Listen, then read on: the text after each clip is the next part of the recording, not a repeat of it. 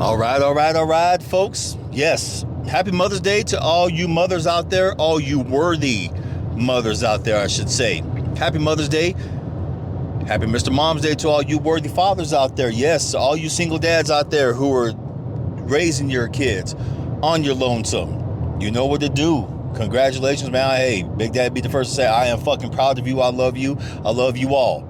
So this is a special, well, I can't even call it even a special Mother's Day edition, because this is going to be raw, uncut. I'm leaving this as is because it's drive time. Yes, I'm coming back from my mama's house. I'm on the highway right now, so if you hear all kinds of bumps and if you hear the wind howling, no fucks given, no apologies made, because I'm not going to sit here and fight with this shit. I'm in a good mood. Actually, this is my first time seeing my mom since Easter weekend.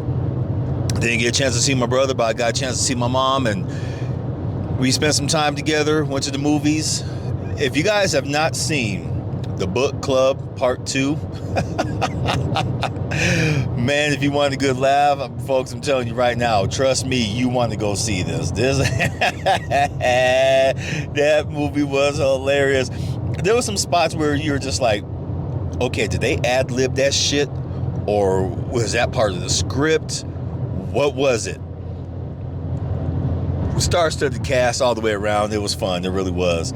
And it's times like this when I get to spend time with my mom. We go to a movie. Got to spend time with my Aunt Rosalie too. Love you, Auntie. Thank you for the movie. Thank you for dinner. You didn't have to do all that, but you know, that's what we do, isn't it? But regardless, thank you. And it was a fun day. So I got in last night around, I want to say about 4 o'clock. I surprised her, my mom, and it was cool because she thought I wasn't coming. She was getting ready to go to, actually no, it was about maybe 2:30. I came in 2:30, 3 o'clock. I drove in, surprised her. We sat back and watched a movie before she went to church, and I went around, and of course I had to go get my comic books. I had to go do some window shopping at a couple of the local bookstores, and I spent money I shouldn't have. But what do you do? What can you do? Not spend the money? Hell nah. When you see some genuine gems sitting on the damn comic book racks, man, you're going to snag them up. And that's exactly what I did. Like I said, I messed up. I shouldn't have. But, you know, my fellow comic book geeks and nerds will understand. My fellow collectors will know. You know, when you see something that you haven't seen in a long time. Like, for instance, I don't think this guy who runs this comic book store, I don't think he realized what he had. So for those who know, and if you've ever read the series from Daredevil, the entire Reborn saga was sitting in the 50-cent bin issues, the entire run, the entire 12-issue run, starting from 227 on down. Years ago, they were stolen from me. And I vowed to kick the people's asses who did it. I still owe payback to one. I'm still going to get her. Yes, their family. I don't give a damn their family. They shouldn't steal. I'm going to put my foot in their ass. But regardless, I found the entire run. Sure, they were in very, very fine condition. So there's mint, very fine, good, and blah, blah, blah. So these were very fine. And if anyone's watched the Daredevil series when it was on Netflix, you saw the storyline throughout the seasons of Matt Murdock's fall, his rise back to being Daredevil and to kick some ass. So yes, I did find that run. I am fucking happier than shit. Yes, shit can't be happy. So I'm good. This has been a good weekend. And also I picked up my milestone books. My mom even checked them out. She's like, so what does this guy do? Oh, he shoots lightning. He's, these are almost like carbon copies of heroes that came before, but Milestone just does it better. And my mom, it's funny because my mom used to read some of my Milestone comic books back in the day. when they first came out, she was hooked. She was hooked just like me, and I was happy because it was the first time that she's ever done any reading in a long time, like she told me. I'm like, well, good. Reading is fundamental. Yes, reading is fundamental. I went there. I don't give a shit.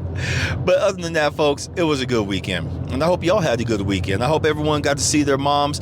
And if your moms are no longer around, I hope you have that woman figure, that mom figure in your life. I hope you got to spend some time with them, man. I hope you got to, cherish who they are. Because mothers are a dime a dozen. Yes, they are a dime a dozen, because the way I see it, any woman can push out a baby if she's pregnant, but it takes a real special someone to be a mother to that child that they birth.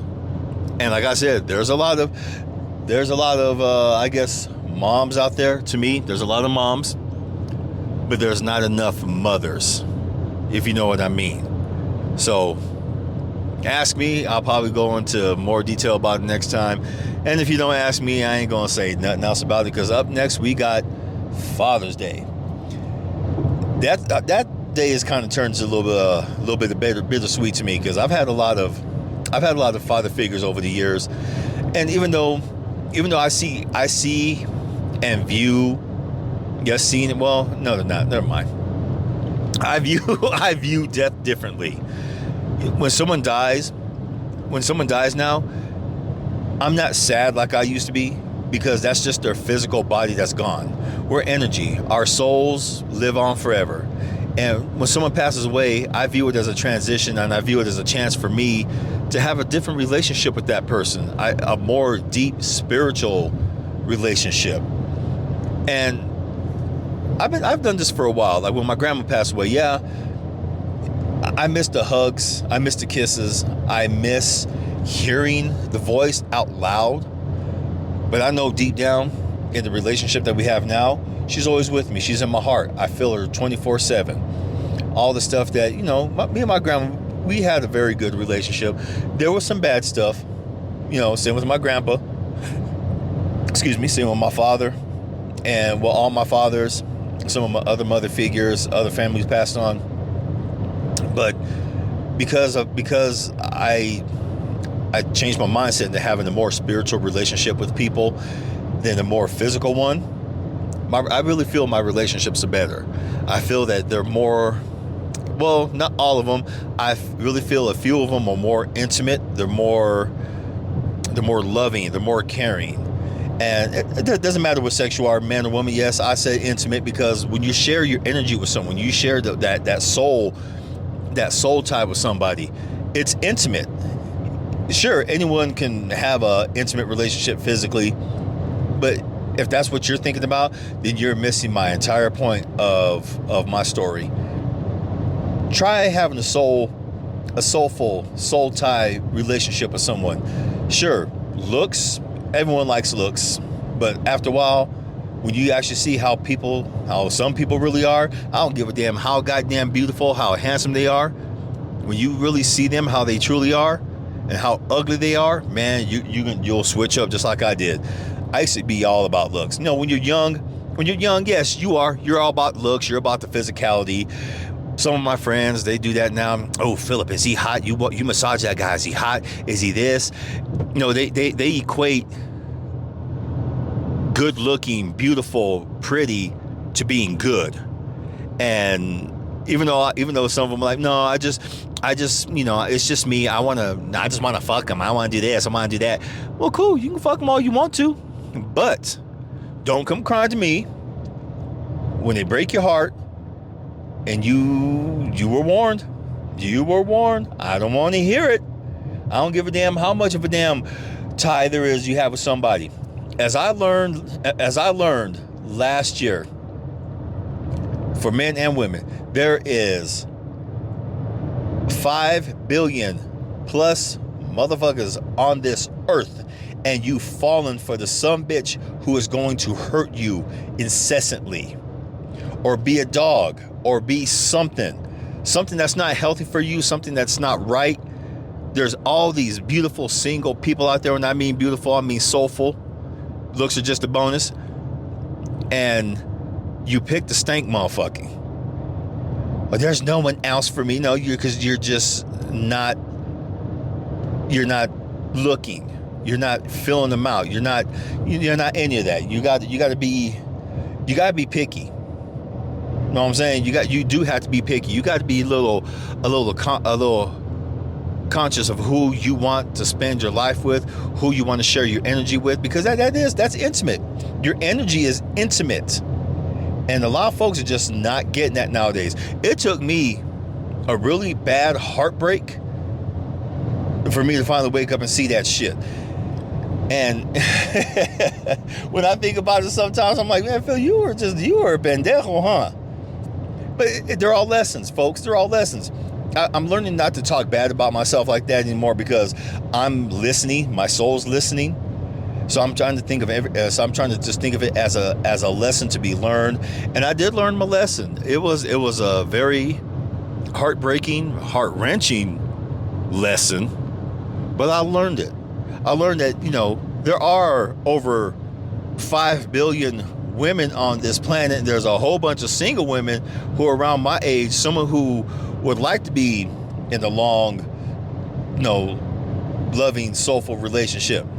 Instead of picking someone who's already got somebody, me being the dog, I say, oh, fuck it, I'm going to get mine, just get it sent on my other way. There's danger in that, and I've already talked about that in another podcast. Go find it. I don't know which one it is, but I talk about being a pendejo when it comes to OPP. That shit don't work no more, man. It just doesn't. Sometimes you really do got to grow up. You got to know what the hell your values are. You got to know where you stand, not only in life, but with yourself. Because this world is shrinking, society is shrinking, and whether you like it or not, you can't be fucking around like you used to. You really can't. You can't be doing all that shit, man. Fuckers will rush up on you. They'll shoot you. They'll stab you. They'll do something. You can't be fucking around like that. And it doesn't matter who's doing it. It doesn't matter if the man initiates it, if the woman initiates it. Better check yourself with that shit. I had to check my damn self, because something nasty was going to happen with me being a cochino back in the day. And what am I trying to make the point of this story with? Mostly I'm just talking just to talk with y'all. But just be careful. There's someone out there for you. If you don't find them, and sometimes you don't have to go looking, because life will conspire. Once you start setting everything right in your life for all those blessings and that love to come to you, life is going to step in like, okay, you're ready.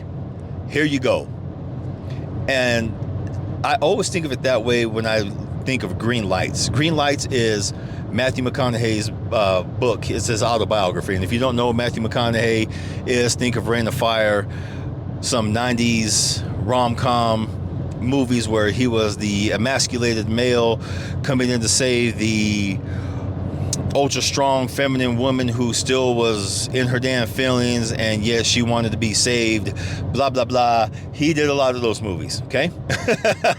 Magic Mike, all those other movies, okay? So you probably know, if I said Magic Mike, you know who he is now. So he was telling his story about how he found his lady love. He wasn't even thinking, he wasn't even looking. Sure, he was dating here and there, but when life presented his lady love to him, it was a wrap. Nothing else mattered, just her. She was strong, she was willful, but she was also caring and nurturing and loving towards him, and because she knew too. She knew, this is my man, I'm your lady, we gonna do this, and they haven't been apart ever since. I think that's hella cool. I know deep down I'm gonna find someone like that, but for right now, I'm on a different path. I'm on a different journey. I'm in a journey of discovery, but I also learned, here's the funny thing, it doesn't matter how much of a journey you're on, how much of a discovery journey you're on, whatever you want to call it, your adventure, all that stuff, life will present someone to you, and they're gonna give you a choice. Either you want this one, or you're just shit out of luck. Straight up, seriously. Or you're just shit out of luck, because that's how life works. Life will only give you so many damn chances, folks. It'll present you with different opportunities, positive opportunities. Depends on what you're putting out there. But it'll only give you so many chances before it says, okay, you know what? You're on your own. I give up. I don't know what else to do. I've given you the signs. I've given you the omens. I've given you the cues. I've given you this. I've given you that. And life was at the point that it did that with me. Look, boy, you want to get out of here? Here's your chance to get out of here. You want to move on with your life? You want to get better with your life? Here it is. This is your last damn chance. This is your last opportunity I'm giving you. Then after that, you are really on your own. And right before life did that to me, I just got through finished reading The Alchemist, for the upteenth time, because that story just really does something to me, and it does something to everyone. When people read that book, they're like, damn. So I've been on this journey the whole time trying to find my treasure, and yet I haven't even gotten started. I haven't even got the damn car out of the park to even put it in drive to begin my journey. And that's how I was. Right before life gave me that one more chance, yes, I turned around and I was like, all right, life, you give me one more chance to pay attention to the omen of what you're trying to give me. I will fucking take it. No questions asked, nothing. I surrender because I can't do this on my own no more. I tap, I'm yours. And it did. Actually, there were several things that happened. There were several events that happened that led up to me getting out of my own way finally, watching and listening to what life was telling me. And one of the things was walking away from someone who I care very deeply for, but it's just something that it was a situation I just couldn't deal with no more. I couldn't be in there more. So once that door closed, everything opened up. I received a call. Hey, do you want to come down to Prescott Valley? Do you want to come work massage? I'll hire you. Yes. Then the apartment happened, then the room happened, and everything else started happening, falling into place. It was like that. It's like a certain door had to close in order for these other opportunities to open. Now, to anyone listening to this who they might feel that this is about, don't feel bad. Okay? Please don't feel bad. Just, that's life. Life happens. And I couldn't sit by and wait anymore for anything to happen and maybe think, oh, maybe the next opportunity will come by. Nope. I had to jump on this chance. I had to take this lesson, and trust me, it's been a hellified lesson living in Prescott and Prescott Valley. It has been a very, very eye-opening adventure. It's been a test of my will. It's been a test of my goddamn patience. It's been a test of my tolerance, my love, my willpower, whatever you want to call it. It's been an absolute blast. It's been all that, folks, and I don't regret it. I don't regret it not one damn bit.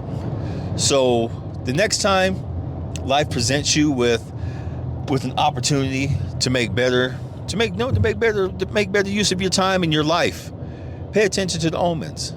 Pay attention to what those little cues that life has given you. Pay attention to all that shit, because life is only, like I said, life is only going to give you so many damn chances before it says, you know what, you're on your own. Good luck. I've seen life do it to quite a few people I know. I almost said friends. I can't even call them friends anymore. They're people I know, because my circle is very small. Who I call friend nowadays is, to me, if I call you friend, you damn right, that's a motherfucking privilege, because my energy is just too damn valuable to be wasting on people and time and bullshit that just doesn't suit me anymore. That doesn't suit my progress. It doesn't really bring me enrichment or opportunity and stuff like that, because whether we like it or not, we're all an opportunity to each other. We're all a chance to be advanced or for advancement. Some of our friendships are just relationships of convenience. Some of our relationships, though, they are really, really true friendships that transcend friendship, that become family. And I've had quite a few people that that I'd say within the last couple of years who elevated to family status, and there were some who I did elevate to family status, who I treated like family, all of a sudden be bucked down back to damn strangers all over again, because there's certain ways, I'm not going to be treated, and there's certain ways no one should be treated.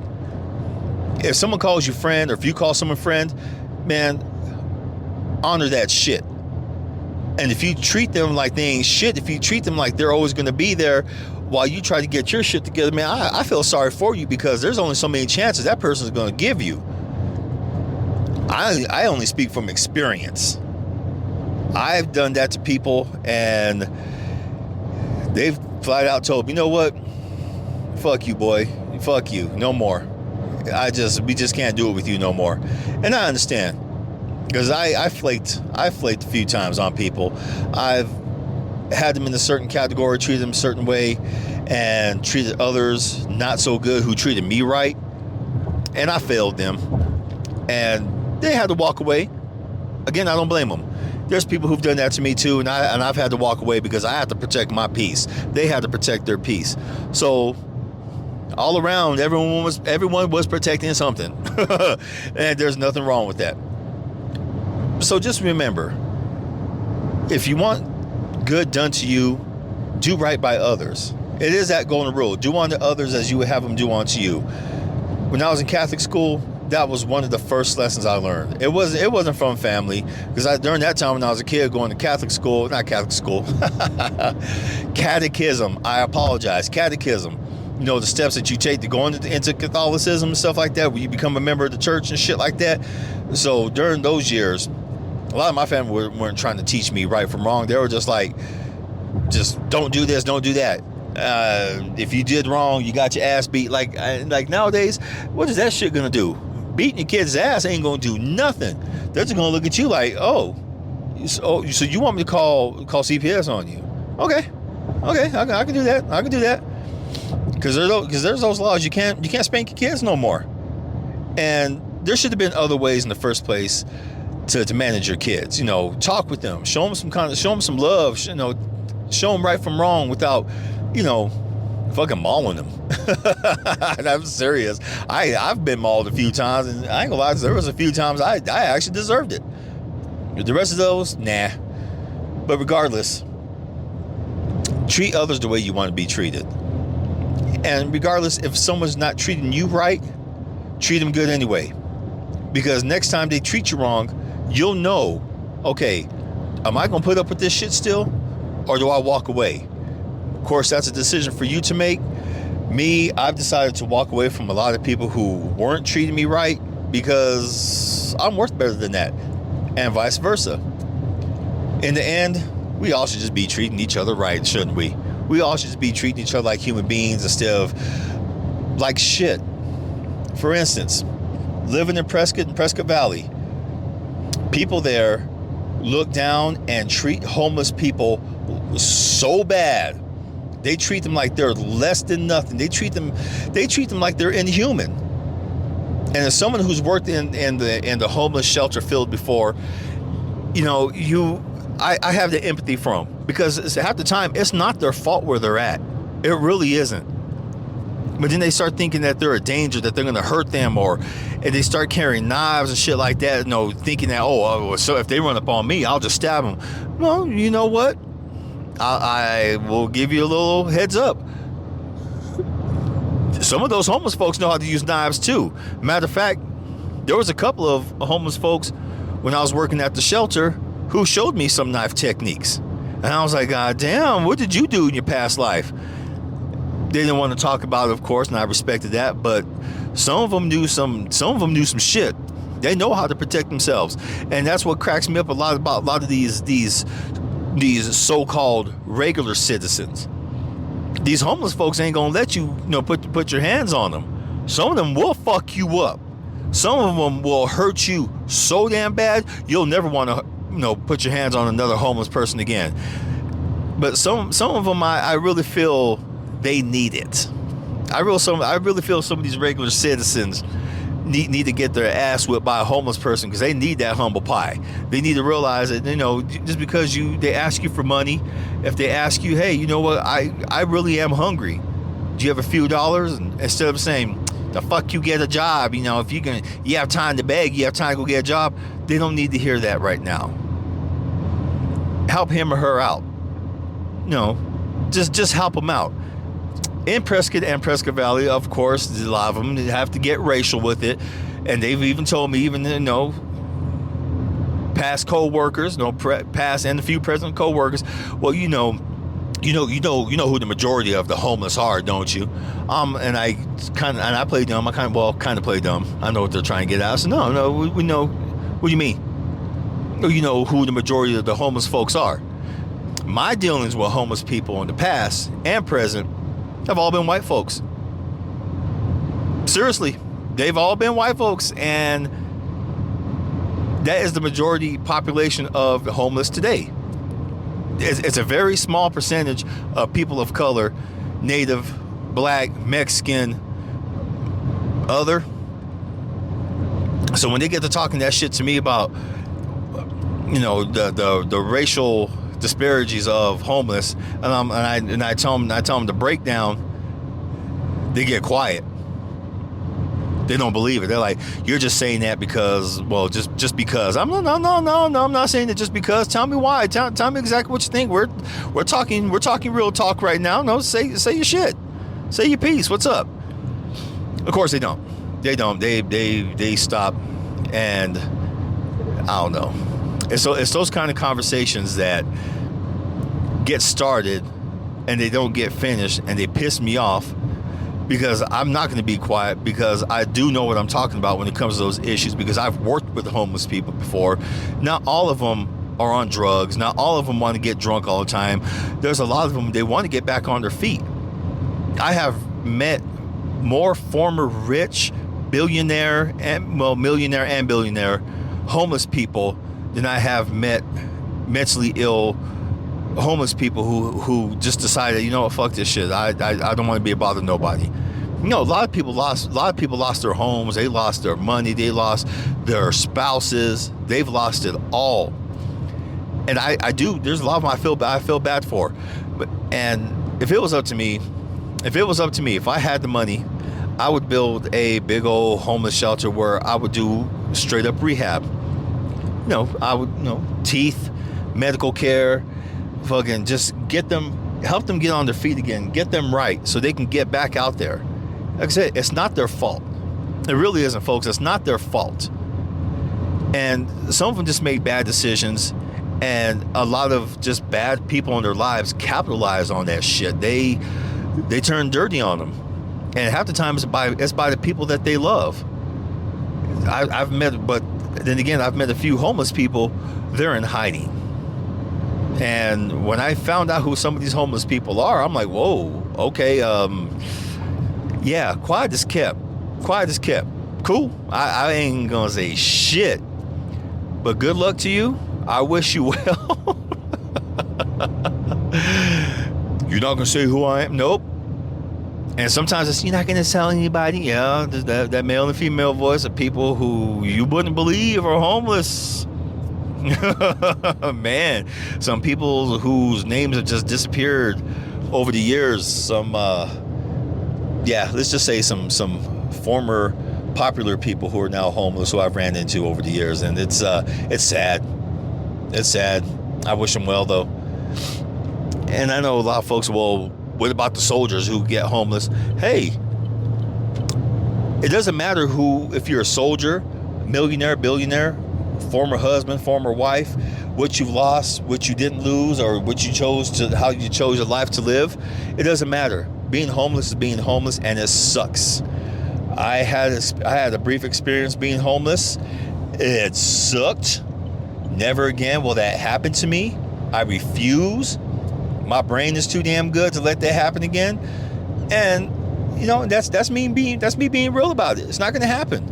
Because if I ever become homeless, man, that means I fucked up. I fucked up because that means I was being lazy. And that's not going to happen. But this is a subject I want to get off of, man, because it's starting to get me mad. It's starting to depress me because it just really pisses me off how a lot of my friends and family treat homeless. My son was, he was on his adventure, and he actually lived like a homeless person for a little bit because he wanted to experience what life was really truly out there like, not only for someone who came from, not, I want to say privilege. Actually, you know what? We're all privileged in some way, shape, or form. We're all privileged. I took care of everything. Anthony didn't really have to want for nothing until after I told him he had to get his ass a job and start paying bills, and that's when he kind of got in his feelings. But when he went on his little hippie excursion, when he lived homeless, he lived, hand to mouth, would get small odds and end jobs, would sleep in homeless shelters, would sleep out in the woods. He was gaining experience because the idea about me building a homeless shelter came from him, but his is more elaborate because he lived among them and he lived like one. He has more in-depth detail about what that would be like. So much love and power to my son, because he's gonna do it. When things straighten out more for him, he's gonna do it, and I believe in him. He just has such a big and caring fucking heart. He's always been like that ever since he was a kid. He literally would go up and talk to homeless people. He'd scare the shit out of me sometimes, man. He would. Hi, how you doing? I'm like, son, get over here, please. But then after a while, he was like, Daddy, I thought we're supposed to be kind to everybody. Kids will check you. Your child will check the fuck out of you. And after a while, I was like, you know what, son? If you go talk to him, make sure I'm around, okay? Grab me by my hand. Let's go talk to him. He said, okay. And he would. He'd grab my hand. He'd lead me over there. Just go talk to some homeless people and give them a high five. And he would tell them, I hope your situation gets better. And, hearing the child say that, and the homeless person that he was talking to not having the parent drag him away. Like I see a lot of, I'm gonna say, I won't lie, I'll say it straight up. I see a lot of white women who do that with their children when they sit there and they try to talk to any kind of stranger, even if it's to say hi from a distance. Hi, no honey, come on, we gotta go this way. Don't teach your child to not be kind. Kindness doesn't kill. Being ignorant kills. Being a dumb fuck. Showing your fellow human being they're less than nothing because they don't have what you have. That's bullshit. That's pathetic. And I said I was going to get off the subject. Happy Mother's Day, goddammit. I hope all my mamas out there are doing well. I hope all my friends who have children who are mamas are doing well. I hope y'all went and ate. Hope y'all drank your goddamn wine, because I know some of y'all just literally some winos. Y'all live for that damn wine. I can't keep up with some of y'all.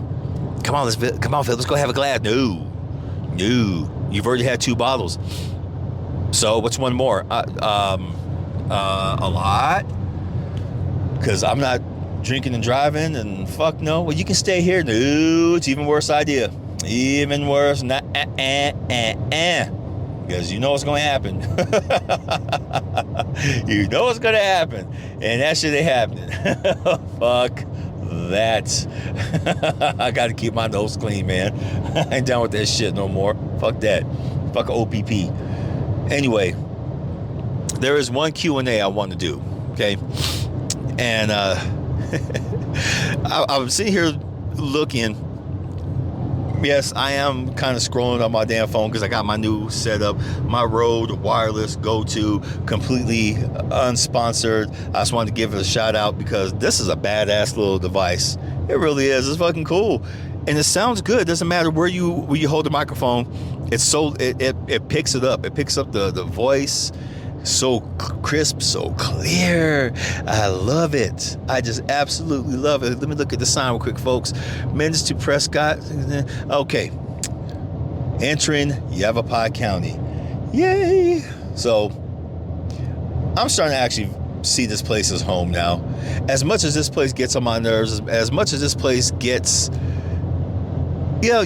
on my fucking nerves sometimes with the bullshit. I have met more decent people, honestly, within the last 2 months than I have met janky ass people. And trust me, that place is so damn political, so damn bougie, I should say. But I've met more cool ass people than I have met bougie ass people, more full of shit people. What does this have to do with the Q&A? I don't know. Let me get back on track. So the Q&A, this comes from, actually I can't read that right now because the screen is off. Big Daddy, what's your end game goal in life? I know you've asked this before. I just want to hear it again because you are inspiring to me. Actually, I know who did. Oh, that's who wrote it. Thank you, baby. I appreciate you. My end game goal in life is just to be the best person I can. My goal is honestly, really, to be a multimillionaire. Why? Why not? Why not be a multimillionaire? Why not push yourself to make that money, to take care of your family, to take care of your friends, to help out other people? You know, share the wealth, share the knowledge. I'm not saying I have to go out there and take care of everybody, but I would definitely show people how I did it, because I'm looking at different things right now of how to build some extra income and hopefully, you know, show people how I did it, and show people that, you know, it doesn't matter what people say or think about you. It doesn't matter what kind of bullshit folks bring up from your past, because if people are bringing up shit from your past constantly who are from your past, keep them right where they're at. Keep them in the past. I've met so many people who are inspiring to me right now, who want me to do better, who, you know, I have one really, really good friend, and she's been on the podcast with me a few times. No, living here in Prescott, she just kind of just like, she did like my brother Bobby. She did just like my little brother Bobby. We met. There was this connection. There was just this damn connection between us. And she just pretty much, she kicked the goddamn door down like, hi motherfucker, I'm here. Well, hi, how you doing? Let's talk. Let's get to know each other. So I still remember that night. We we hung out. We had a drink. We rode around, got to know each other. We actually shed some tears with each other. And we've just been fucking close ever since. I love her to death. It was that same night, she gave me a big old hug, and there was this energy. I can't explain what it was. It was just like this energy that just radiated between us. And I knew for the first time ever, what the fuck? Well, that's not the first time ever. It's the second time I've experienced it. A soul tie. She is a genuine soul tie. There is nothing I can tell her or say or do that's gonna make her get nervous around me or scare her off, because she tells me flat out. She told me flat out, all I want to do is love and protect you. I said, you know what? I just want to do the same thing to you. You are just part of me, motherfucker. I love you. It's funny because her parents make a big deal about it. She's 23. And when she told him, yeah, he's 50. Why are you hanging out with someone so old? And I'm like, are they jealous? What's going on? Do they want to hang out? I mean, we can hang out if they want to. They gotta get on their damn feelings and shit. They can, you know. I say, Big Daddy, you know, want to hang out with some older folks? We're gonna go get a drink, or we're gonna do this, we're gonna do that. I'll go. It probably won't be the same. But my homegirl, she's legit. I love her to death. Now we're going to be working on the podcast together.